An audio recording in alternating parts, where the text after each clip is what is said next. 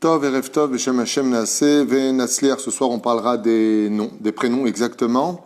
On est le Yud-Tet, on est passé déjà au Yud-Tet, Be'ezrat Hashem du mois de Iyar, le 12 du mois de mai. Toujours, Be'ezrat Hashem, un chiour dédié pour Esther. Donc c'est le nom qui m'a été donné pour ce chiour, Be'ezrat Hashem, sa réussite, son mazal, toute sa famille, Lechaim Tovim, Ushalom Bracha, Be'atzlacha, Bechol Maseadea, Lechaim Tovim, Be'ezrat Hashem, Kol Am Israël, Kol Mete Israël, Refoua Shlema pour tous les malades d'Israël, Biyotze Minaklal, et qu'on n'entende que de très très bonnes nouvelles. Amen. Alors, sans plus tarder,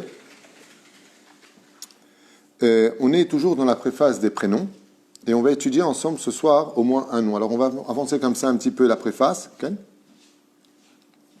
on commencera Bezrat Hashem la préface. Juste avant, on va voir peut-être quelque chose à voir. Je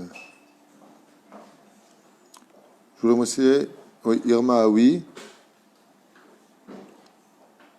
On a déjà fait cette liste-là. Donc, Bezrat Hashem, en tout cas, pour tous ceux qui nous soutiennent, Mamash Mikol Alev, Toda, Rabba, Meomek Alev, Bracha, Ba'atzlacha, Bechol, Maaseh Yadenu. Amen.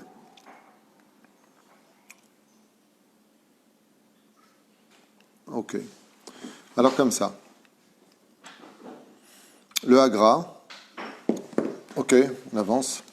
Hagra Aya Makpid, le Hagra c'est le Gaon de Vilna, comme vous le savez. Aya Makpid, Shelo Likro Beshem, faire attention de ne pas appeler un enfant dont la Gematria Shelo a un rapport avec la Touma.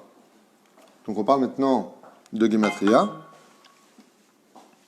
Juste un instant, on va éteindre le portable.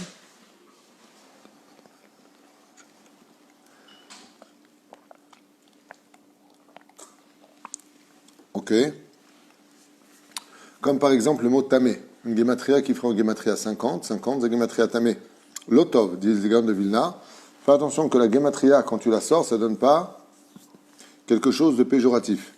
Odavar ra. Ou quelque chose qui est le mal.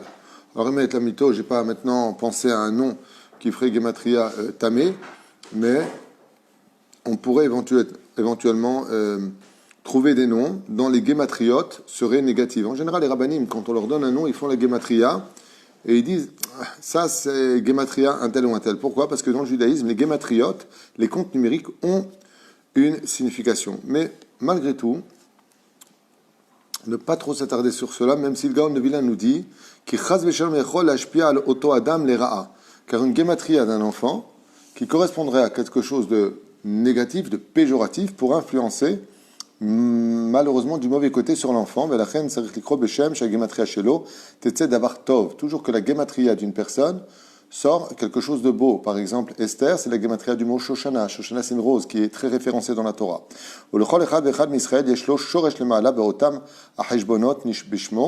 Car il faut savoir que chacun de nous, non seulement nous avons une racine dans le nom, mais aussi dans la gematria, dans le monde d'en haut. Yesh korim litinok al shem azman kegom parashat shavua ve'aftara sheboto shavua. Ce qu'on avait dit la dernière fois. Il y en a qui cherchent un nom par rapport à la parashat de la semaine ou la haftara qu'on va lire, et donc prendre un nom des acteurs historiques de notre Torah pour le donner à l'enfant. V'zedavar gam tov, v'zedavar metsuyan afilou. C'est très très bien de le faire. Par exemple, si tu es dans la parashat de Vaïchi, tu as Ephraim, tu as Ménaché.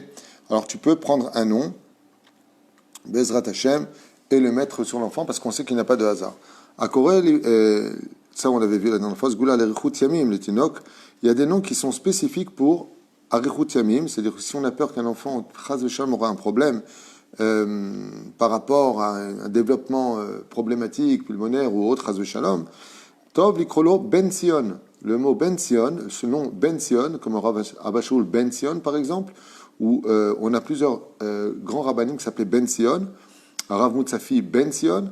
Le nom de Ben Sion et le nom Avigdor, alors c'est peut-être pas des noms qu'on aime spécialement, Avigdor c'était le nom un des noms de Moshe Rabbeinu par exemple, ce sont des noms qui ont pour force de rajouter des jours dans la vie. C'est-à-dire que si l'enfant il est faible et que vraiment on sent qu'il y a un problème ou une personne est faible et qu'on veut lui rajouter de la vie, il y a plusieurs noms. Il y a Yosef, Chaim, il y a des noms qu'on ignore. On peut l'appeler maintenant Ben Sion ou Avigdor. On lui rajoutera le nom d'Avigdor. Et celui qui enseigne cela n'est autre qu'un des plus grands maîtres de tout le judaïsme, le Chida Kadosh. On ne parle pas de n'importe qui écrit des choses, on parle de Maran Achida, celui qui était comparé à Moshe Rabbeinu dans sa génération. Maran Achida, c'est lui qui dit ça. Il dit, si tu as une personne qui a des problèmes de santé, et on ne sait pas, hein, Ben Sion ou Avigdor sont des noms très positifs. Chaya pour une fille, Chaim, Chai, Yosef, tous ces noms-là sont très bien pour influencer les Tova ve Livracha. Une chose que je voulais vous dire, c'est que très souvent, dès qu'on a un petit problème de mazal, dès qu'une femme se décourage de trouver son mari parce qu'elle a déjà 32 ans, 33 ans, tout de suite on veut changer le nom. Alors oui, mais à certaines conditions. D'abord, on ne change pas de nom, on rajoute un nom. Mais il faut savoir que de rajouter un nom, c'est un grand risque. Ça veut dire qu'il faut vraiment la vie d'un Talmid Chacham, je dis bien d'un Talmid Chacham, de quelqu'un de très très très fort en Torah, pour savoir s'il y a lieu ou pas de changer un nom. En général, on change le nom quand on change de nom. C'est-à-dire, on rajoute un nom quand il y a danger de mort, quand vraiment tout bloque, et ça fait des années, et maintenant on arrive dans une situation nafshit, presque de désespoir, on va voir un rab. Mais il y a des gens souvent qui m'appellent en me disant, voilà, Rav Tutu, bonjour, je voudrais changer mon nom pour refaire. On n'est pas les puces. T'es né avec un nom, ça correspond à un tikkun. Et de venir changer constamment les noms, ça influence énormément. Aujourd'hui, j'ai une personne qui m'appelle, qui m'a dit, voilà, ma fille s'appelle un tel, je n'aime pas de nom pour pas qu'on sache de qui on parle, et elle a un deuxième prénom qui s'appelle un tel, et les deux sont hébreux. Et il y a un troisième prénom qui n'est pas hébraïque. Alors, elle veut rajouter un nom. Non. Si tu as le deuxième prénom qui est hébreu, fais appeler ton enfant du deuxième prénom.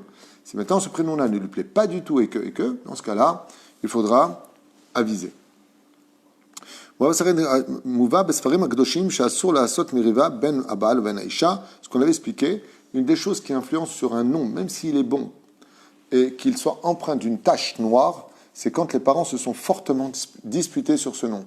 Parce que pour qu'un nom mette sa machine en route pour le bon mazal, il faut que les parents soient l'influence positive. C'est-à-dire que si le nom est le moteur d'une personne, l'essence, c'est la bracha des parents.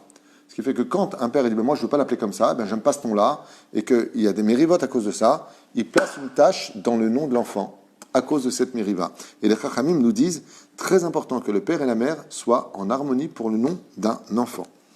Donc Movos, par exemple, imaginez que le père veut l'appeler Yosef, elle veut l'appeler Mordechai. Et elle ne veut pas Yosef, lui ne veut pas Mordechai, alors trouvez un nom, Bezrat Hashem, qui correspondrait, David, ça vous plaît, prenez-le. Yitzhak, ça vous plaît, prenez-le. Yaakov, ça vous plaît, Abraham, peu importe, trouvez un nom sur lequel, bon, c'est quoi celui-là, je le veux bien, qu'il y ait la bracha, vekere shmo be'Israël, be'bracha. Les familles, je vous dis franchement, des fois la Brit Mila, on entend des fois, du côté des femmes, mais pourquoi il l'appelait comme ça? Des fois, le mari, il appelle comme lui il veut, et sans l'accord de sa femme. Ou des fois, c'est la femme qui est chaud les têtes. Non, c'est moi qui décide, c'est moi qui donnerai le nom. Pour un enfant, il y a 3 associés. Il y a Dieu, il y a papa, il y a maman. Il faut, Bezrat Hashem, la bracha de tout le monde. Birkat Hashem, Birkat Abba, Birkat Ima. Ainsi donc, on donne l'enfant les 3 niveaux d'âme, Nefesh, Ruach et Neshama, sur lequel le nom va s'habiller pour qu'il puisse progresser intelligemment, progressivement et surtout efficacement. Moutar l'école Tinok Veshmot Shel Malachim. Est-ce que oui ou non on a le droit de donner des noms d'anges à nos enfants? Oui, uniquement ceux qui ont déjà été donnés. Mais faites très attention de ne pas donner des noms qui puissent être des noms négatifs, comme Lilith. Bon, c'est un nom qu'on n'a pas le droit en général de prononcer, mais c'est un nom, dans la Kabbale, c'est la reine des démons, Vadaï, il y a son nom ici qui figure d'ailleurs. Aval c'est Lotov, d'appeler ce genre de nom. Mais il y a plein d'anges que vous ne connaissez pas, des noms d'anges, il y en a des milliers, je vous dis franchement. On n'a pas le droit de les donner à nos enfants, sauf ceux qui sont connus, comme Michael, Uriel, Raphaël, Gabriel. Ce sont des noms qui sont bécédés. Il y a un ange, par exemple, qui est très puissant, qui s'appelle Tzalda, plus loin, Fon. Alors, c'est d'abord peut-être pas un nom qui va sonner à vos oreilles, mais est-ce que j'aurai le droit de l'appeler? Non. Pourquoi? Parce que si ce n'est pas des noms qu'on donne qu'on a l'habitude de voir des enfants d'Israël porter ce nom, l'Okedai te donner des noms d'anges, klal à nos enfants. C'est ça? Michael, on peut donner. Michael, excellent. Tsuri Shaddai, Emmanuel, c'est des noms d'anges. Elia, c'est des noms d'anges. Eliaou, c'est un nom d'ange. Tsuri Shaddai, c'est un nom de Dieu et c'est un nom d'ange. Emmanuel, c'est un très bon nom. Emmanuel, ça veut dire avec Dieu. C'est beau. Azemutar. Gag kitzorat haotshot, etc. יש נוהגים לקרוא לבן ולבת בשם חיות ועופות. Et il y en a qui ont l'habitude de donner des noms d'animaux à nos enfants. Est-ce que c'est bien ou pas bien d'après toi? Comme Yona, Aryeh, Ze'ev, Dvora, Ayala, Yael. Tout ça, ce sont des noms d'animaux. Alors, les noms d'animaux, je ne sais pas si on va le lire ici, je n'ai pas encore lu ça, je ne me rappelle plus, mais en tout cas, dans mon autre livre, là-bas, il explique que c'est une très bonne chose, parce que c'est Zgula larichut yamim. Le fait de donner des noms d'animaux comme Dov. Dov, ça veut dire quoi? Un ours. Alors, Dov, il y a plein de gens qui s'appellent Dov. Arabe Dov Gruner. Il y a plein de gens qui s'appellent Dov. Mais la reine, tous ces noms-là, Yona, très joli nom, Yona. Il y a le Yud Kevavke dedans. C'est très joli nom. Yona, je rappelle que ce sont des noms masculins. Et d'ailleurs, je fais une parenthèse dans ce domaine, même si j'en avais déjà parlé dans un cours précédent, c'est que il n'est pas bon de donner des noms de garçons à des filles, et il n'est pas bon de donner des noms de filles à des garçons. Seulement, avec la mode, il y a des noms qui sont devenus unisexes, on dit, je crois. Ok, bon, ça se dit comme ça. Yona, par exemple, Eden, vous les voyez aussi bien chez les garçons que chez les filles. D'accord? Il y a des garçons qui s'appellent Eden, il y a des filles qui s'appellent Eden, il y a des femmes qui s'appellent Yona, il y a des garçons qui s'appellent Yona. Alors, Gan Eden. Gan, c'est masculin, c'est féminin. Si, dans ce cas-là, vous faites Shalat Chacham, il y a des noms, par exemple, comme Yona. Yona, c'est masculin. Le prophète, Yona, on ne dit pas la prophétesse Yona. Dvora, c'est féminin, la prophétesse Dvora. Donc faites attention que quand vous donnez un nom, il n'y a pas une féminité ou un côté masculin qui émite la bêche sur l'enfant. Car d'appeler un garçon avec le nom d'une fille, ça introduit chez lui des notions un petit peu féminines. De donner des noms de garçons à, par exemple, Aïli Kohen Gadol, dans Shmuel Aleph, on rencontrera un des grands Kohen Gadol de l'histoire, quand les enfants d'Israël se sont installés en Israël, c'était Aïli Kohen Gadol, avec ses deux enfants, Pinchas, Hofni, que vous pourrez lire là-bas, à l'époque de Elkana. Et donc, si tu appelles ton enfant Aïli, c'est un nom de garçon, ça s'écrit Aïn Lamed Yud. C'est là. Azelotov, pourquoi? Parce que quelque part, Zemashpia, mais si de l'autre côté, le nom est passé et que ça lui a été donné, c'est qu'il y a un tikkun quand même entre la personne et l'on. C'est-à-dire que dans les noms, il n'y a pas quand même de hasard, jusqu'au jour où, d'un coup, il y a une noura qui s'allume, il y a une ampoule, et on dit, pourquoi tu l'appelles Eli? C'est un nom de garçon. Et donc, à partir de ce moment-là, on a le droit de se remettre en question sur le nom. De toute façon, le nom, on ne peut pas l'enlever, on peut juste rajouter. D'accord? C'est tout. Yofi. Après, j'ai des questions. C'est là. Shomrim Kedesh Yizke Latinok, les Kishronot Atovim Sheyesh Baem. Alors il dit par exemple, qu'est-ce que ça fait d'appeler son enfant du nom d'un animal? Eh bien, Aryeh par exemple, c'est un animal qui est puissant. Alors, c'est un animal royal. Donc on met de la puissance et de la royauté sur son enfant. Ze'ev, c'est un animal qui comment dire, il vit toujours en bande. Ils chassent en bande. Ils ont des hiérarchies. C'est quelqu'un qui sait vivre en société, par exemple. Il donne ici plein d'exemples. Tout comme, par exemple, on apprend, la Gemara nous dit, si Dieu ne nous avait pas dit d'être pudique, de qui est-ce qu'on aurait appris la pudeur? Du chat. Le gazelle, de ne pas voler. De la fourmi. La rayotte, de ne pas faire de la débauche. De la colombe. Derech eretz, tarnegolim, le savoir-vivre des coqs. Pourquoi? Avant d'aller vers les poules, il marque son territoire, il tourne autour, il a du savoir-vivre. Le coq, il est gentleman. D'accord? La Gemara, elle dit, eh bien, toutes ces trou-notes-là, quand tu les donnes à ton enfant, tu prends des midotes, comme on dit tous les matins dans la prière, et veraz kanamer, vekal kanesher, veraz katzilevi, gibor kari, soit fort comme le lion, soit léger comme l'aigle, court vite comme la gazelle, veranazadérer. Donc on a comme ça des caractéristiques dans le monde animalier, que quand tu portes le nom d'un animal, il y a un peu de cet animal, côté positif, c'est-à-dire des midotes de l'animal, des trou-notes, des caractéristiques de l'animal, qui viennent t'aider. Il y a des gens qui s'appellent Tzvi. Vous savez que la terre d'Eretz Israël s'appelle aussi Tzvi.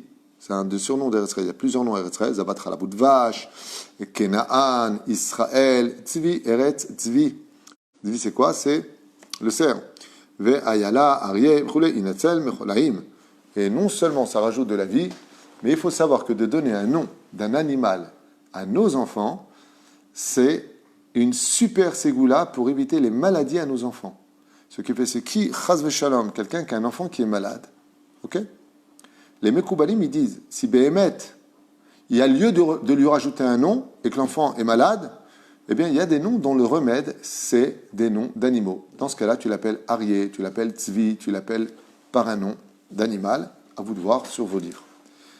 Comme ça, ils disent, Ayala, Arié, Bechoulé, Yinatzel Mechonaim, Mazé Mechonaim, il peut être sauvé de maladie grâce au changement de nom, ou plutôt du rajout du nom, si vraiment, on parle encore une fois, c'est pas le petit, il a un problème, ou l'enfant, il a un problème, et il dit, oui, vite, appelle le Arié. Non, c'est pas comme ça que ça marche. On ne fait pas les courses, parce qu'en l'appelant Arié, tu changes tout son système pour lequel il est venu.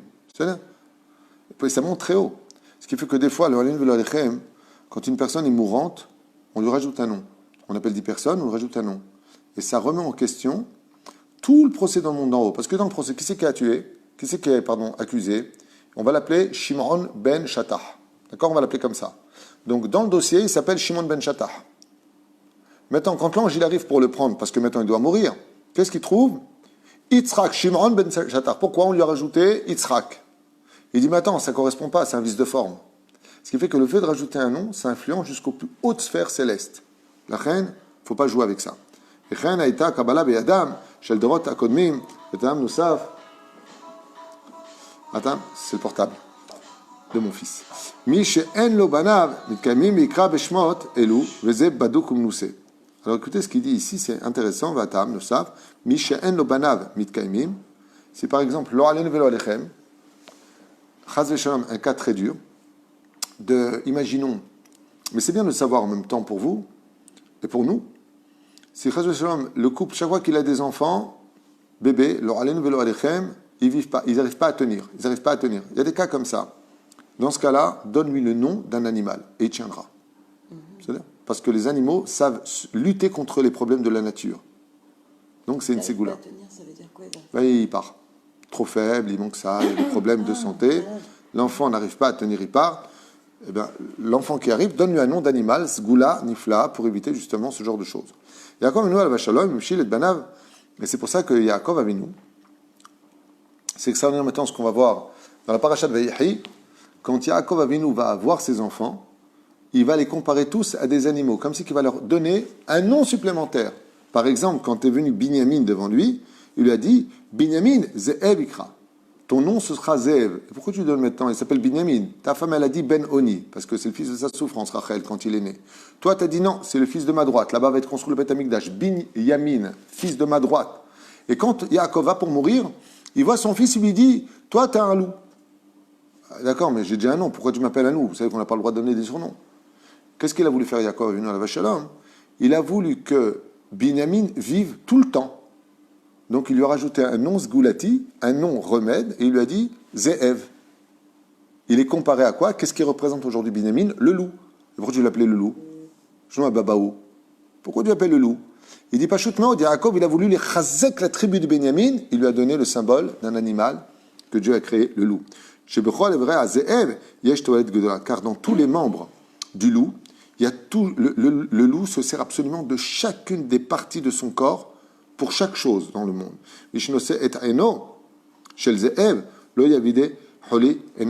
Comme enseigne les Mikoubalim, celui, bon, ce que je veux dire est dégoûtant, donc enlevez les enfants, je suis désolé, mais on est en pleine Kabbale, vous retrouverez ça dans Marpé Raphaël, un livre de Kabbalah qui parle des Refouot. Il dit celui qui encore une fois, ce que je veux dire, c'est pas joli, donc ne voulez pas, mais je vous lis ce qui est marqué, vous l'aurez lu si vous aviez le livre. D'accord? Mi shenose aino shel ze'ev, celui qui porte sur lui un œil de loup, c'est une ségoula extraordinaire, lo yavo l'idée chole ainaim, pour qu'il ne soit jamais malade des yeux. C'est-à-dire que si tu as des problèmes des yeux, c'est bon, qu'est-ce que tu as dans la main? J'ai un œil de loup, c'est horrible. Oui, mais le nom de pour vous dire, non, juste pour faire comprendre, juste un instant ma femme, il faut comprendre que les membres d'un animal, chaque membre, par exemple, une chose qui porte dans la Kabbale, je parle vraiment dans la Kabbale maasite, d'accord? Bon, ce que je veux dire, ça fait un peu Harry Potter, non, on est entre nous, c'est pas grave. Pour ouvrir le mazal, c'est bien d'avoir un dourifat. Dourifat, c'est, tu sais, comment on appelle cet oiseau-là? Hollywood Picker, là. Ouais, comment tu dis? Hollywood Picker. Un dourifat, on dit en hébreu. Je ne sais pas comment on dit en français. Tu sais, c'est un animal qui a un long bec, qui fait tac, tac, tac, tac, tac, tac, tac. D'accord. Alors, ça, par exemple, dans la Kabbale, si tu en as un qui est, donc, on parle d'un oiseau qui est mort, tu l'empailles, enfin, tu fais ce que tu as à faire. C'est pas très joli à entendre, je m'en excuse. Je parle alpi Kabbalah. Et tu le mets avec toi, et c'est quelque chose qui ouvre le mazal. C'est ça? Ok. Une fois, il y a Pivert. Ça me rappelle lui de Finesse. Pivert. Il a fait Méode.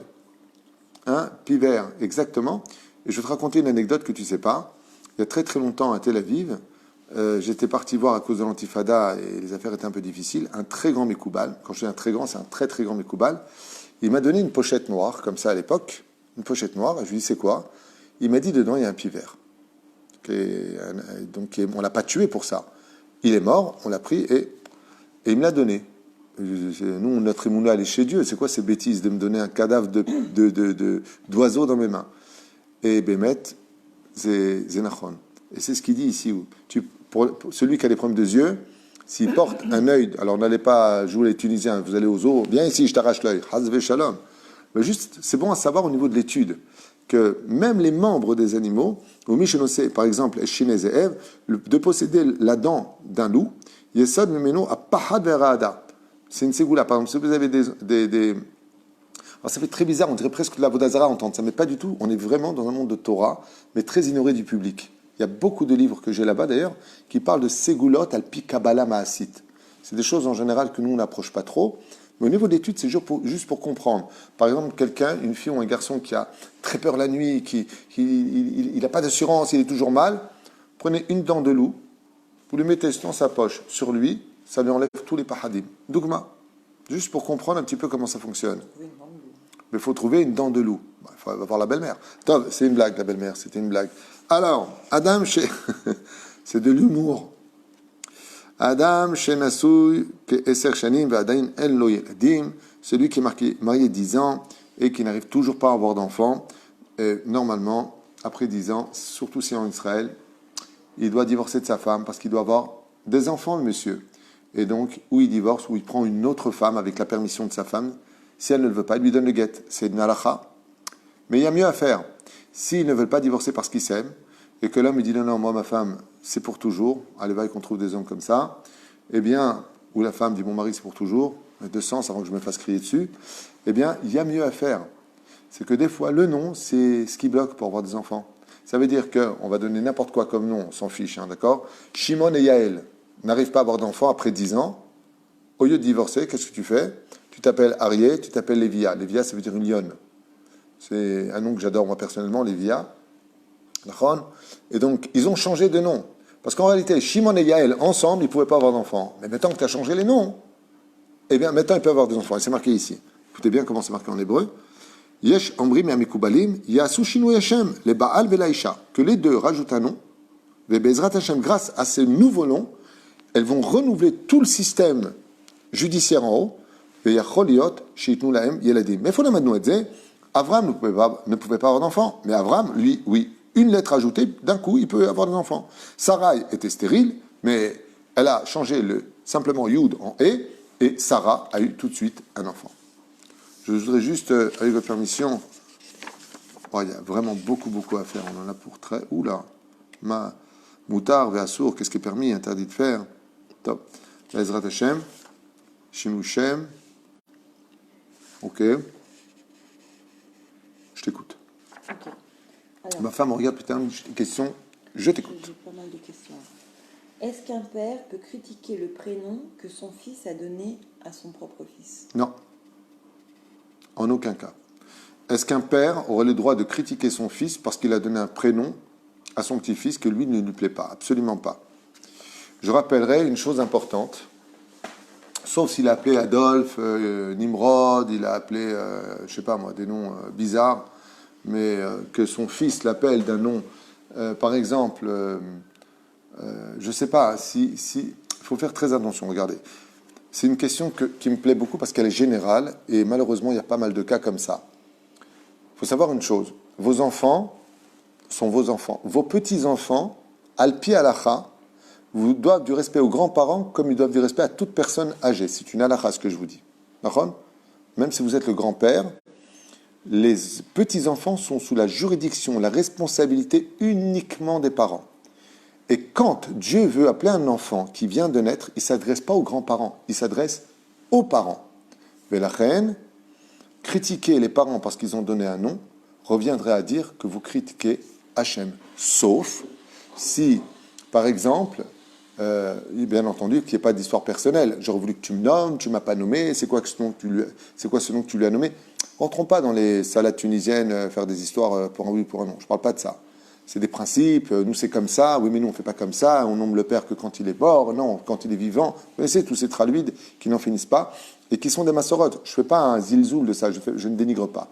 Mais à partir du moment où le père et la mère de l'enfant décident d'un nom, il est du devoir des grands-parents de dire Mazel Tov et Zéou. Et si le nom ne te plaît pas, réponse un peu dure, je reconnais, t'as qu'à te faire tes propres enfants. Je sais que c'est une réponse très déplacée, mais je préfère être clair parce que c'est pas à vous que je m'adresse. Personnellement, c'est une généralité de gens qui disent pourquoi tu l'appelles comme ça. Et j'ai eu pas mal d'histoires comme ça qui sont venues à mes oreilles, que les grands-parents, le jour même de la Brit Mila, ils se disent pourquoi tu l'appelles Yitzhak, c'est quoi ce nom? Personne ne s'appelle Yitzhak chez nous, mais de quoi tu te mêles? Réponse, de quoi tu te mêles? Cela ne te regarde pas du tout. La reine, ce qui compte, c'est que l'enfant soit en bonne santé, que vous ayez une relation extraordinaire de papy et de petits-enfants, qu'il soit toujours dans vos bras, qu'il y ait une belle ambiance, et vraiment que le nom appartienne aux parents, c'est leur choix, c'est leur devoir et leur responsabilité, pas la vôtre. Sauf s'il y a un problème dans le nom que vous saviez, un truc que les enfants ne savaient pas qu'ils auraient dû savoir, allez voir un chacham et vous dira exactement comment régler le problème ou les convoquer à son bureau. Je vous conseille de faire ça. Tu as parlé du prénom Emmanuel, mais Emmanuel masculin ou féminin? Emmanuel, c'est masculin. Et pourtant, il y a beaucoup d'Emmanuel féminins aussi? Emmanuel, c'est. Ok. Emmanuel, c'est un nom d'ange. En réalité, c'est très compliqué parce que les anges ne sont ni masculins ni féminins, sauf une. Il y en a une qui est féminine. Tu comprends? Aval, Kei, Karon, les noms, c'est masculin. Tous les noms d'anges pratiquement qu'on a sont masculins. Ok. Parce que ce prénom Emmanuel, il est plus souvent chez les filles. Il est unisexe, comme Yona, comme Eden, comme on l'a dit tout à l'heure. Est-ce que les prénoms d'origine juive sont bons? Par exemple, Lisa prend pour origine le prénom Elisheva. Lisa, c'est pas juif. Nekuda. Elisheva, c'est juif. Ce sont des traductions. C'est comme si je vous dis, au niveau musulman, Mohamed. C'est musulman? Non. C'est la traduction en français du mot Mohamed. Donc Lisa, c'est la traduction de Et pourtant, Elisheva. on dit bien Jacques et Yaakov. L'Otov. Parce qu'on a l'habitude des traductions. Ça veut dire que à l'époque, en France, quand on venait dire bonjour, voilà, je viens déclarer la naissance de mon fils, il s'appelle Yaakov. La femme qui était derrière le dalpak, je sais pas comment on dit, la pkida, la secrétaire, elle dit comment vous avez dit, madame Yaakov. Elle dit, madame, vous n'avez pas le droit, ce n'est pas un nom français. Tiens, mais Achlou Taimze. Donc, c'est pas un nom français. Alors, eh ben, Jacques. Donc, on sait en général que les gens qui s'appellent Maurice s'appellent Moshe, Jacques, c'est Yaakov, et ainsi de suite. Okay. Maintenant, il y a une femme qui dit et si on a appelé sa fille Emmanuel, c'est bien ou pas? C'est Laura. Le problème qu'on a avec Emmanuel, surtout pour le monde français, c'est que c'est à cause d'une femme, d'ailleurs, qui l'a payé très cher, puisqu'elle est morte de la maladie, ça a connotation d'ébauche. Par exemple, si vous me le permettez, je fais une parenthèse avec ce nom-là, et ne regrettez pas de l'avoir donné. Mais quand on veut parler de choses péjoratives dans le Shulchan Aruch, je parle du Shulchan Aruch, on dit par exemple Sfarim Chitsonim, Sifrei Emmanuel. Donc il y avait, quand on était jeune, malheureusement, les livres d'Emmanuel, il y avait malheureusement une fille à l'époque qui est morte dans des conditions horribles et qui a perdu d'ailleurs dans sa maladie toute sa beauté, qu'il a payé extrêmement cher, qui chauffait les gens à l'époque, c'était le côté érotisme. Elle s'appelait Emmanuel. Donc ce sont des gens, c'est des noms que, une fois que c'est fait, au niveau de l'étymologie, c'est parfait. Emmanuel, ça veut dire avec nous. Dieu est avec nous. Aïmanu, elle. Magnifique. Bezrat Hashem. Donc, Inimatov Manaïm, on peut le donner, vous l'avez donné, c'est que dans le ciel, c'est comme ça qu'elle devait s'appeler. Il n'y a pas besoin de le changer. Une fille est née à un prénom composé qui s'appelle Marie-Sarah. A-t-elle raison de se faire appeler que Sarah? a 100% raison. Marie est un nom interdit chez nous. Mamash. Et en plus de ça, si vous voulez savoir ce que ça veut dire quoi, Marie en hébreu, ça veut dire mon amertume. Mar en hébreu, c'est amertume. Yud, comme tu dis, Shel, Sheli. Nachon?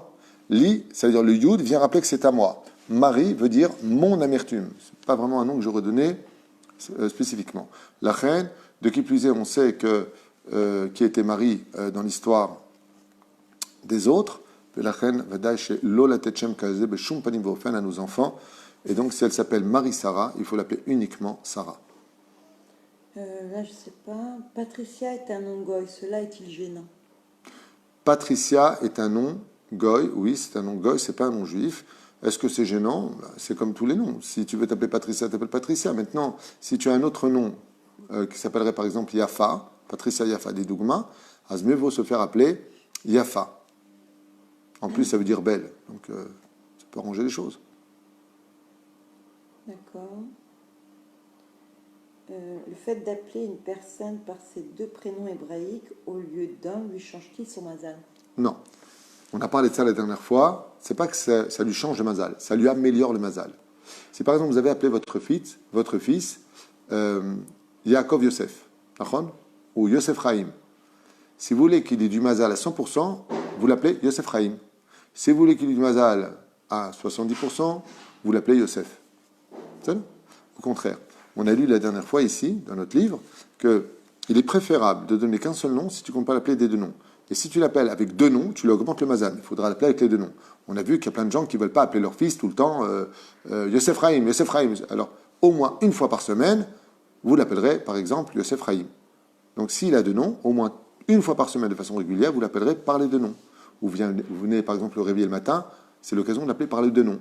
Mais c'est vrai que dans la vie courante, c'est un peu compliqué. Si le mec s'appelle, je sais pas moi, un nom très long, plus un nom un peu khnanas, c'est pas tout le temps agréable, parce qu'on nomme des fois aussi les grands-parents, les parents, ils ont des noms un peu bizarres pour nous aujourd'hui. Donc, c'est pas spécialement le nom qu'on aimerait entendre, mais au moins une fois par semaine, pour réveiller son mazal d'Afka avec son nom.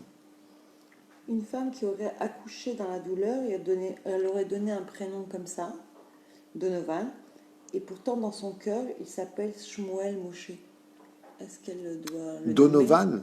Oui, Donovan. Donovan. C'est yougoslave? Je ne connais pas. Ok. Mais pourtant, pour elle, dans son cœur... Mais il a été nommé à la Brit Mila Donovan? Moshe.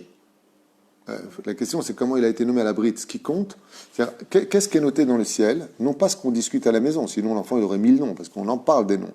Ce qui compte, c'est comment on l'a nommé le jour de la Brit Mila. D'accord? C'est très important de ne pas oublier le moment de la Brit Mila, quand le prophète Éléoné descend en tant qu'ange. Eh bien, le nom avec lequel Vekareh Shmo Israël et son nom sera en Israël, c'est ça qui est noté. Donc, elle peut, si elle est appelée Donovan, dans le monde d'en haut, il s'appelle Donovan. Maintenant, si dans son cœur, l'enfant n'a pas de nom juif, qu'elle appelle, comme elle l'a dit, c'est très beau comme nom en plus. C'est ça? Okay. Qu'elle le fasse nommer à la Torah. Est-ce qu'il y a un problème avec les prénoms qui se terminent par L? Oula. Comme Liel et Liel. Alors, tout à fait, et pas du tout. C'est très compliqué. Je vais m'expliquer clairement. Tous les noms qui sont composés du nom de Dieu sont hyper, écoutez bien, hyper positifs. Batia, Yud, Ke, Shira. Tous ces noms-là, où il y a dedans, Emmanuel, vous avez dedans aussi, Gabriel, Michael, tous ces noms-là, qui ont des lettres d'Hachem, Yehuda, vous avez Yud, Ke, Vav, Ke, Yona, vous avez Yud, Ke, Vav, Ke, Aryeh, vous avez Yud, Ke. Tous ces noms-là sont des noms, dès qu'il y a le nom de Dieu dedans, très bien. Le problème, c'est que ce sont des noms lourds. Ça veut dire que vous portez sur vous le nom, le tampon d'Hachem avec vous. Ce qui fait que ce sont des noms à grande responsabilité. Si vous donnez des noms pareils à vos enfants, vous devez vous efforcer encore 2 fois plus de les éduquer sur le chemin de la Torah et des mitzvot, que ce soit des personnes de bonne midot. Parce que c'est Chaz Veshalom, prenons le nom de, par exemple, Yona, Aryeh, là où il y a, par exemple, votre fille, elle s'appelle Batel, ou votre fils, Liel, Dougma. Et le mec, c'est un super rachat, Chaz Veshalom, il fait... Alors, qu'est-ce qu'il dit? Liel, ok? Dieu est avec moi dans le mal que je fais. Il a emmené le nom de Dieu dans la boue. Et ça, c'est grave. C'est dans ce sens que ce sont des noms positifs, très positif. Et vous allez même voir que ces noms-là, comme ils ont le tampon d'Hachem, ils peuvent même sauter des obstacles et des barrières dans la vie. Le problème, c'est qu'en sautant ces obstacles, ils portent quand même un point important, ce qui fait que dans le ciel, on les regarde en disant « Oh, oh, oh, oh, chut, tu portes le nom du roi des rois », ce qui fait que tes agissements, oui, mènent le nom d'Hachem avec toi. Et je voudrais vous donner un exemple simple, tout bête, ok? Imaginez que vous soyez dans un endroit pas propre, un endroit pas... Et vous appelez cette personne-là, mais il y a le nom de Dieu dedans, ouais? Alors dans ce cas-là, c'est très problématique, parce que vous prononcez quand même un des noms d'Hachem, comme Daniel. Dani, El, Dieu me juge. Ok? Dans ce cas, c'est que ça problématique, parce que vous prononcez le nom comme Batia. C'est très problématique.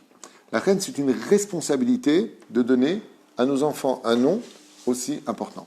Là où aussi, je fais une parenthèse, quand est-ce qu'on donne deux noms en général à nos enfants? Quand on nomme notre enfant du nom que nous on veut et qu'on nomme notre père. Ou par exemple, imaginons que un couple et un enfant. Le premier enfant qui naît masculin porte le nom en général du père du mari. Le deuxième, c'est la tradition, depuis toujours, de celui de la maman. D'accord? C'est toujours comme ça. Sauf si le papa dit non, moi ça va, tu peux donner parce que lui, tu peux lui donner, j'ai une bonne relation avec lui, s'il refuse. Alors, le problème qu'il y a, c'est qu'on n'a pas le droit d'appeler nos enfants par leur nom devant notre père. Si par exemple, prenons un cas d'Ougma, Yosef a appelé son fils Yaakov, du nom de son père. Maintenant, il y a le père qui est là, il est dans le salon, et là, toi, tu cries sur Yaakov. Yaakov, je te dis, ça suffit, arrête de faire ça, fais pas comme ça. Tu lui cries dessus, tu t'es excité sur lui. Le problème qu'il y a, c'est qu'il porte le nom du père. Tu appelles devant ton père le nom de l'enfant, mais la reine, en général, on donne deux noms, pour que si on l'engueule, on utilise le deuxième prénom, et si c'est pour le complimenter, on le pèle par son prénom normal, usuel. Mais ça, c'est uniquement en présence du papa. Parce que le respect des parents est tellement important qu'on n'a pas le droit de prononcer un nom, de crier dessus, si c'est le nom de notre père devant notre papa. Pour vous dire à quel point la Torah nous met en garde sur la valeur des prénoms. Décédé? Ok. Est-ce que une dame dit que son médecin, le médecin de son fils, s'appelle Nimrod? Est-ce que ça pose un Catastrophe. problème? Mamache, oui. C'est marqué noir sur blanc. Oui, mais c'est le médecin de son fils. Est-ce qu'elle continue à aller voir le médecin de son fils? Ah non, ça n'a rien à voir. Allez voir le médecin, pas de problème. Ah, ok. Un Bézébaya, mais lui, par contre, il a donné un nom de rachat à son fils, et Zemamash Raval. Dafka, ce nom-là est cité par tous les Mekoubalim, ne jamais appeler son fils Nimrod. Jamais. Il y a plusieurs noms qui ne sont pas donnés, mais alors celui-là, c'est le premier.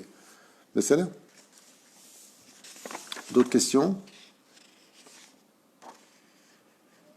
Une dame, elle dit que sa sœur a voulu appeler son fils Nathanaël et le Rav à l'abri a dit non, c'est Netanel.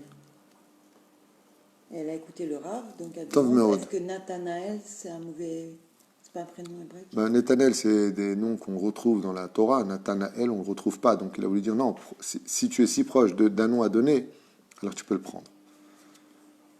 Netanel, Ken. Nathanaël, non. Ok. D'accord? Il y a plein de gens qui me demandent est-ce que c'est bien ce prénom-là, c'est au fur et à mesure. Alors ça, regardez, Bezrat Hashem, chers amis, avec l'aide d'Hachem, nous avons ici un livre extrêmement épais, avec vraiment un chef-d'œuvre, ce livre, j'insiste. Je l'ai feuilleté à maintes reprises sur pas mal de choses, je l'ai mis un peu à l'épreuve sur les noms, et on a alpha, bêta. Alors, voilà, ça commence par Avi. Par exemple, si vous avez une personne qui s'appelle Avi, pas qu'on surnomme Avi. Ça veut dire que Avi veut dire mon père. Derech Hagav, c'est le diminutif d'Abraham. Je vous ai dit qu'il n'est pas bon de donner des diminutifs à nos enfants. Il s'appelle Abraham, il ne s'appelle pas Avi, parce que Avi, c'est aussi un nom pour lui-même. D'accord? Ensuite, nous avons Avi-El. Nous avons Aviv. Aviv qui veut dire printemps. On peut donner comme Sivan, des noms de mois à nos enfants aussi. Aviva, Avivit, Avigaël, Avidor, Avia, très beau nom Avia, Aviou, magnifique, Avichai, Avital. Vous voyez, on est juste dans la lettre, et Avinoam, Avishag, tout ce que tu veux. Alors voilà, moi ce que je propose, Adar, très bon nom aussi, Aouva, Alors moi, ce que je propose, c'est uniquement, il y a tellement de noms. Aaron, Udi, Odaya, Bliainara, Odelia, Odel. Donc Odelia, Odel, ce sont aussi des noms qui sont judéo-allemands, plutôt yiddish. Ken. En réalité, Odelia, ça veut dire je remercie Hachem. Ok. Oriel, Or. Alors moi, ce que je propose, c'est Bezrat Hachem, un très beau nom aussi à donner à une fille, Ora. Un nom magnifique qui a beaucoup de secrets en lui. Bezrat Hachem, il a et le Vav et le He, Uri, Uri, Uriel, c'est dit sauf Uria. Voilà, on est dans la lettre Aleph. Moi, ce que je vais faire, Bezrat Hachem, on va clôturer avec la préface parce qu'il y a vraiment beaucoup, il y a énormément de Zohar et je ne sais pas si les gens ont soif de savoir. Donne-moi mon nom, je veux savoir. Comme par exemple le nom de Osher, Dougma, Oshrit, Derer. On va commencer demain Blinéder ou demain après-midi parce que je crois que demain soir j'ai rendez-vous. Mais quoi qu'il advienne, nous allons commencer les noms et on prendra uniquement les noms usuels les plus connus. Parce que si on fait tout le livre, on a à peu près, à mon avis, pour 3-4 ans d'études. Parce que moi, je ne vais pas simplement vous lire et vous expliquer ce qui a marqué. Je voudrais aussi vous faire de la Torah. Je ne suis pas maître Capello, voilà, le nom qui est comme ça, c'est pas mon truc. En même temps, on va essayer de définir la racine qui était ce personnage dans la Bible. De quoi est-ce que l'on parle? Vechen Alzeaderer. En vous souhaitant tous les bonheurs du monde, Todaraba, Esther, c'est le nom que tu m'avais envoyé. Ce shiur était pour toi. En te souhaitant tous les bonheurs du monde à toi aussi. Et Bezrat Hashem, que le mérite de Rabbi Shimon Bar Yochai vous protège pour ces 17 jours qui nous mènent à Shavuot, Bezrat Hashem. Tu peux dire qu'il y avait un premier cours, il y a beaucoup de gens qui demandent des questions. Ah oui, sachez que, alors, sachez que c'est le 3e cours sur les prénoms où on a fait 2 cours sur les préfaces. Ce qui fait que toutes vos questions, vous trouverez les réponses dans les 2 cours qu'on a déjà fait dans le titre qui s'appelle comment, le groupe des cours que tu veux qu'on fasse? Les prénoms. Les prénoms. Vous tapez les prénoms, donc vous avez toratraim.net, vous tapez le mot les prénoms et vous trouverez cours 1, cours 2, c'est ça que tu as mis 1, 2, c'est ça? Non, ils tapent les prénoms, ils ont tous les cours qui concernent les prénoms. Oui, mais pour les distinguer. Ah oui. Il y a marqué 1. C'est ce que j'ai dit. Donc, ok. Donc vous avez cours 1, cours 2, c'est préface, et ainsi donc vous pourrez avancer. Et Bezrat Hashem comme titre, comme on va faire entre 1 à 2 noms par cours, parce que c'est un peu nom par chiour, à expliquer, vous aurez comme titre le nom suivant. Ainsi donc, vous aurez Bezrat Hashem des shiurim. Si vous voulez savoir exactement quel est le nom, son caractère, vous pourrez Bezrat Hashem tomber dessus avec des explications de Torah. Parce que, encore une fois, on n'est pas ici pour parler des noms, voilà, ça correspond à ça, maintenant je comprends, on fait des enquêtes, c'est pas le but. Le but, c'est d'étudier la Torah et d'apprendre à s'aimer et mieux se connaître. Ken? Est-ce que je peux te poser deux questions? Oui, bien sûr. Parce que je pense que c'est important. Quand on prie une personne, Ploni ben Nathalie Simcha par exemple, est-ce qu'il faut prier, mettre Ploni ben Simcha ou mettre le nom Loisi aussi dedans? Est-ce qu'on utilise que les prénoms en hébreu quand on prie pour une personne, ou est-ce qu'on doit mettre le prénom Loisi dedans? Si vraiment on appelle, par exemple, on va prendre le nom de Patricia Yafa. Partout où elle va, on l'appelle que Patricia Yafa, et même personne qui la connaît. Alors quand on la bénit, on dira Yafa Patricia. Tout simplement. On donnera quand même le nom Loazit, mais par contre, il y en a qui disent que c'est pas bien de le mettre sur la tombe, Dougma, de mettre les noms Loazit. Il faut mettre uniquement les noms hébraïques. Il y a beaucoup de marloquettes sur tout ça, mais quand il s'agit d'une bracha, si le nom usuel avec lequel cette personne n'est que connue sur terre, eh bien même dans la Ktuba, en Makra par exemple, en hébreu, Akala Mehulala, Yafa Patricia.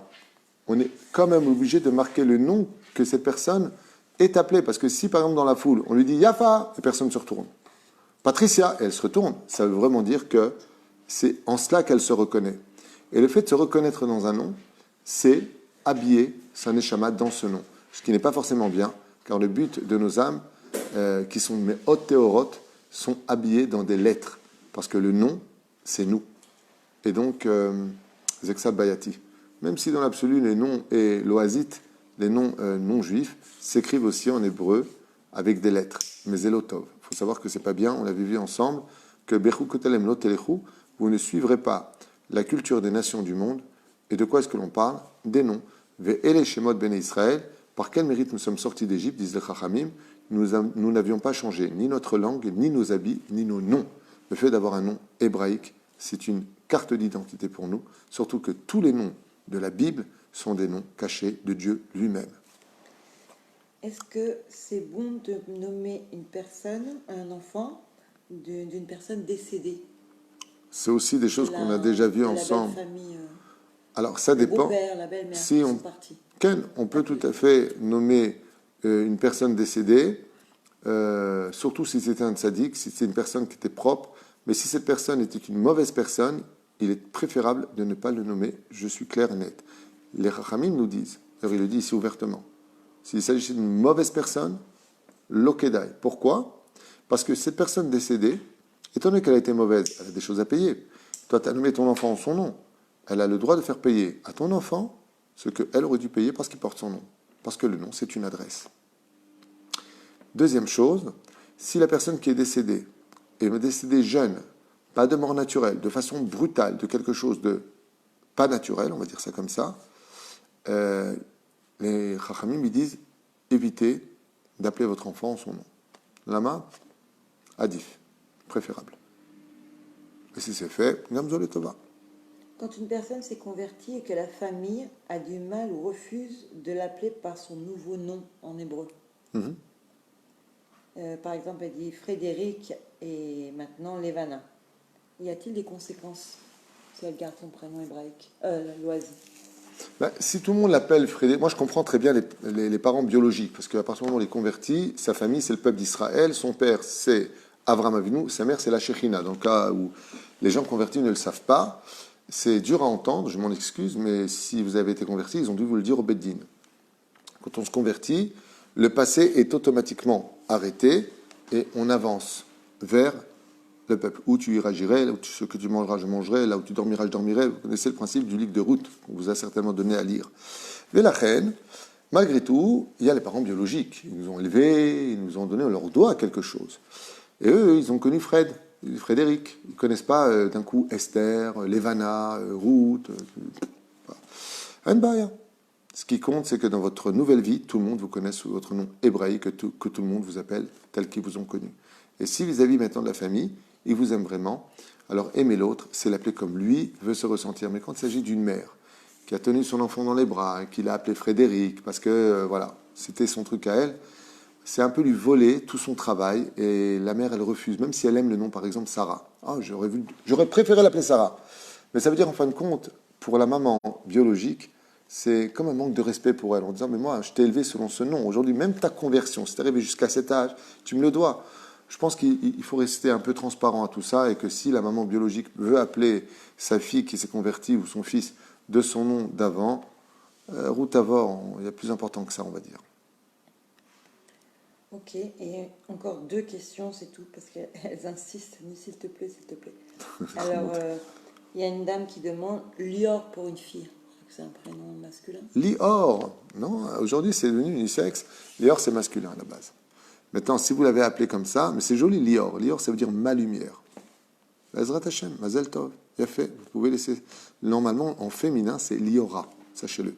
Liora, c'est le féminin de Lior. Donc, si vous voulez qu'elle ait plus de facilité à avoir des enfants, c'est bien de rajouter la lettre E, puisque la lettre E est fertile. Donc, Tov, que Bezrat Hashem, le jour de son mariage, ou peut-être marié, je ne sais pas, mais en tout cas, de rajouter la lettre E à son nom, et là, elle deviendra féminin, Liora. De qui plus est, elle aura Biainara, le Yud, Ke, Vav, Ke. Le Yud, Li, il y a le Yud, Li. Ensuite, Or, il y a le Vav. Et si vous rajoutez le E, elle a en elle Yud, Ke, Vav, Ke. Et si elle rajoute le E, ça veut dire qu'elle va au Sefer Torah, elle rajoute le E? Tout simplement, Shabbat, elle va, Bezrat Hashem, quand les synagogues seront réouvertes avec l'aide d'Hashem, elle va au Sefer Torah. Pas elle. Elle dit au rabbin qu'elle veut rajouter une lettre. Et le rabbin fera lever l'assemblée en tant que témoin. Il vaut mieux qu'elle fasse ça? Et donc, dans ce cas-là, elle rajoutera la lettre E, qui va être beaucoup plus avantageux pour elle, parce que la lettre E, c'est une lettre qui ouvre le mazal en général, et qui est très fertile. Ok, alors j'ai pareil pour Élie, pour une fille. Élie, d'abord, il faut savoir que le nom Élie est un diminutif du mot Élie, Aou. Et que le mot Élie, en hébreu, n'existe pas. C'est une invention de nom qui a été faite au fur et à mesure du diminutif de Eliaou. Mais on n'a pas de Élie dans la Bible. Le seul Élie qu'on connaît, c'est avec un Aïn. Aïli Kohen Gadol. J'ai pas de souvenir d'avoir lu qu'il s'appelait Élie. D'accord? Eliaou Hanavi Zachor Letov a eu 2 noms. Il s'appelait Elia, Élie. Et nous, on l'a rendu Élie, Aleph, Lamed, Yud. Et aujourd'hui, il y a même des enfants qui s'appellent Eli, qui veut dire mon Dieu. Un Elodéa, ça me fait un peu drôle, le mec qui s'appelle Eli. Un Israélien qui appelle l'autre Eli, ça veut dire mon Dieu. Et je dis oui, c'est curieux. Aval Manasseh, aujourd'hui c'est minag d'appeler nos enfants Eli. De donner ce nom-là en plus à une fille, c'est lo achitov. Aval, à partir du moment où dans le ciel ils ont laissé faire les choses, s'il n'y a pas besoin de changer, si tout va bien, kol beseder, s'il n'y a pas de raison, alors Eli. Aval, sachez une chose, zelotov. Avant de donner des noms, posez la question des rabbanim. Eli, c'est un nom masculin, c'est pas un nom féminin. Alors, il y a une femme dont elle a une sœur qui est décédée à l'âge de 3 ans. Elle n'a pas connu sa sœur. Et ils l'ont quand même appelée Esther en deuxième prénom. Beseder Gamour, il n'y a pas de problème. Très bien ce que vous avez fait en plus. À l'âge de 3 ans, elle est partie de ce monde, que Dieu repose son âme. À 3 ans, c'est sûr qu'elle est au Gan Eden Elyon, elle est venue pure, elle est repartie pure. Vous vouliez nommer en deuxième prénom au nom de votre sœur, Nbeze Shumbaya. Ok. Si un grand disparu est un tzaddik, mais qui est mort jeune, on peut quand même appeler... Vadaï, le Harizal, le Ramchal, Vadaï. Les tzaddikim, chez eux, tout est bon à prendre. Tout. Qu'il soit né brutalement, qu'il soit né jeune, qu'il soit, mort jeune, qu'il soit mort très... À partir du moment où tu as la Torah avec toi, toutes ces données-là s'écartent. La Torah, c'est au-dessus de toute chose, toute dimension, tout mazal, tout nom. Il n'y a pas comme la Torah. Ok. Est-ce que c'est le plus important pour une femme, c'est le prénom usuel ou son prénom hébraïque? Le plus important pour elle, c'est d'avoir un nom usuel qui soit hébraïque. Je vous donne un exemple. Vous avez une pierre dans les mains et vous avez un diamant. Vous portez sur vous la pierre, c'est un caillou, ou le diamant? Une question que je vous pose. C'est exactement la même chose. Quand on s'appelle Sarah, Rivka, Rachel, Léa, Abigail, tout ce que tu veux comme nom, hébraïque, c'est un diamant. Parce que vous n'avez, avec tout respect que je vous dois et que je me dois, c'est pas méchant ce que je dis. Mais les noms, c'est d'une importance capitale. Alors quand on porte un nom de nom juif, vis-à-vis du monde d'en haut, ils ne sont pas réellement répertoriés, ces noms-là. Il y a des noms qui sont dits goy, mais qu'on retrouve dans la Torah, comme par exemple Michel. Michel, Michael, c'est marqué. Donc, quand tu écris, ça peut être Michel.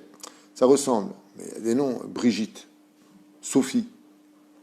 C'est pas des choses qu'on trouve chez nous. Et combien ce sont des noms qui sont sympathiques à entendre, il est préférable d'avoir son nom en hébreu. Il y a des gens qui vont te dire, moi, excuse-moi, je dis n'importe quoi, je m'appelle Sophie et mon nom c'est Shulamit. Excuse-moi, j'aime pas du tout. C'est là. Alors tu as le droit de choisir un autre nom pour Ezrat Hashem avec un homme, une personne compétente qui te dira quel nom est matim pour toi avec l'aide d'Hachem pour ne pas que ça te porte préjudice. C'est là. Et maintenant une dernière, Blinéder. Est-il important d'avoir un prénom hébraïque? Absolument, il est impératif que chaque juive et chaque juif porte un nom hébraïque, possède un nom hébraïque, c'est très important. Car on avait vu dans le premier cours, dans la préface, que les noms des non-juifs sur une âme juive sont comme une tache qui empêche le juif de se développer, de se dévoiler, tel que la Torah l'a fait. Il y a des gens, il y a des grandes tzadkaniotes, par exemple Perla. Perle, c'est pas un nom juif. Il y a une grande tzadékette, je crois que c'était la femme du Gaon de Vilna, ou je ne sais pas qui portait ce nom-là. À partir du moment où des grands comme Odel, Adel, Mouchka, c'est pas Yahya Mouchka, il y a une grande rabbinite. À ce moment où il y a des grands qui ont porté ce nom, on a le droit de donner ces noms-là à nos enfants. Alors il y a quelqu'un qui est... Tu es tunisienne, toi, tu m'as dit que tu es algérienne. Tu m'as dit, j'ai deux questions. Non, parce que là, il me dit, elle va bientôt accoucher et elle veut absolument savoir, est-ce que Chirel, c'est un prénom, un bon prénom? Chirel, c'est un joli prénom. C'est de l'aide d'Israël, Chirel. C'est un très joli prénom. Très joli prénom. Mazel Tov. Ok, il y a plein de questions, mais voilà, encore une fois, il y a aussi le premier cours. Donc voilà, regardez ce que je vous propose. Allez voir d'abord les 2 premiers cours, et peut-être que vous n'aurez plus de questions parce qu'on a déjà parlé de beaucoup de choses. Et le prochain cours, on attaque directement les noms. On essaiera d'en faire 2 parcours. Si c'est court comme explication, Bezrat Hashem, la seule chose que je vous demande, c'est toujours de poser, comme vous l'avez fait ce soir, des questions générales pour ne pas qu'on vous dévoile, découvre, ça regarde personne, vos vies privées sont à vous. Bezrat Hashem. Toda Rabba, en espérant, Bezrat Hashem, que vous soyez patient. Ne commencez pas à me dire quand on est dans le Aleph, Shlomo, c'est dans Chine, on n'y est pas. Achem Bezrat Hashem, doucement mais sûrement pour nous tous. Toda Rabba Litraot.